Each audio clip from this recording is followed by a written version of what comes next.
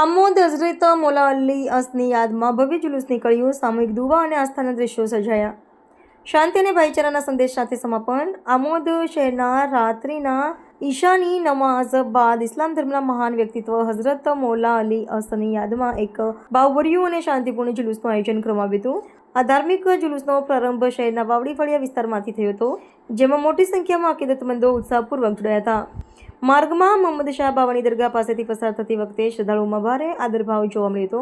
ત્યારબાદ જુલુસ દરબારી મસ્જિદ ખાતે પહોંચ્યું હતું, જ્યાં થોડા સમયના વિરામ બાદ વિશેષ દુઆઓ તેમજ નાત મનકબતનું પઠન કરવામાં આવ્યું હતું.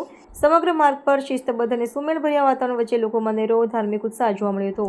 આ જુલુસ શહેરના વિવિધ માર્ગો પર ભ્રમણ કરી અંતે બાદશાહ બાપુના બગીચામાં પહોંચ્યું હતું. અહીં શેરે અલીબાબા, નાસિર મંસૂરી તથા સૈયદ સડતોની પ્રેરક ઉપસ્થિતિમાં જુલુસનું સમાપન કરવામાં આવ્યું હતું.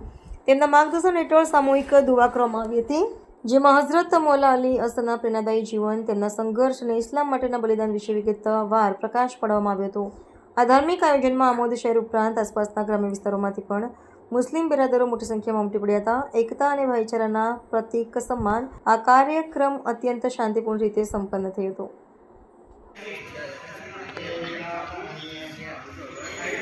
अस्सलामु अलैकुम वरहमतुल्लाहि ताला वबरकातुह।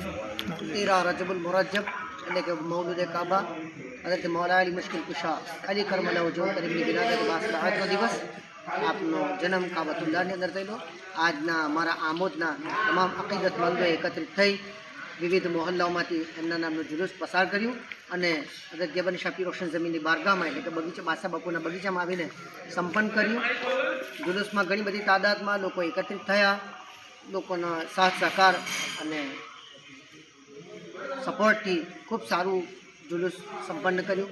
સાદત કિરામ અને ઉલમાએ ગામના એમનાથી નાદે અલી મુશ્કિલ કુશાના મનકબતો નાતો પડતા જુલુસ સર્વ આમોદમાંથી ગુજારી અહીંયા ગબન શાહ રોશન જમીનની બારગાહમાં બાદશાહ બાપુની બગીચામાં સંપન્ન કરવામાં આવ્યું. અસ્સલામુ અલૈકુમ.